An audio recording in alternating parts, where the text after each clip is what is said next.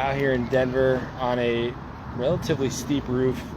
It's one of those Denver ones that get really, really steep. Starts off pretty shallow and then it gets pretty steep up here, so I'm kind of walking along the edge here where it's the least steep.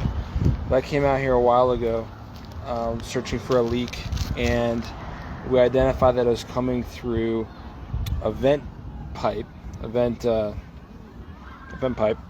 And when I climbed up through the attic, I could see decking, and I looked up underneath the actual vent itself and I could see decking, which told me that around this hole in the roof, around this vent pipe, there wasn't any underlayment, or at least the underlayment itself wasn't sufficient. Now, when we install a roof, whenever we have a vent, we always put ice and water shield around that just to sort of reinforce that vent. I'll turn my camera around so you guys can see what I'm talking about here. So if we have a vent there, we're going to have ice and water around it. If we have a pipe up there, we're going to have ice and water around that as well, just to give it a little bit more structure underneath the shingles.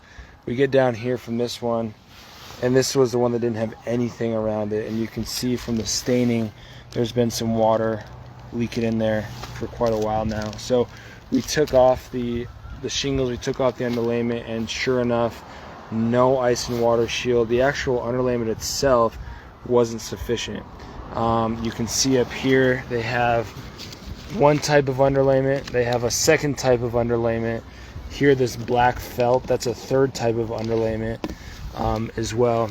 So they had different types of underlayment, which makes me think that when they did the roof, they just threw on what they had, and they just didn't have enough around this penetration, so they didn't worry about it. And that's what happens when you don't cross all your T's and dot all your I's. So we're going to completely surround this vent penetration with ice and water shield. We're going to put some new underlayment down, make sure that it's layered correctly underneath the existing shingles, and then we're going to patch these shingles in and seal it up and make it look nice and pretty. So yeah, it's an underlayment issue, but come across this stuff all the time.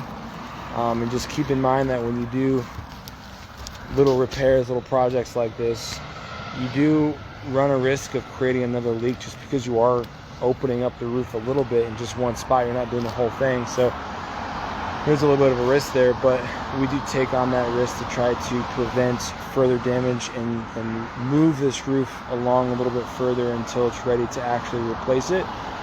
So gives our clients a little bit more life in their roof, in their home, before they actually have to replace it. So because things are changing, roof policies are changing.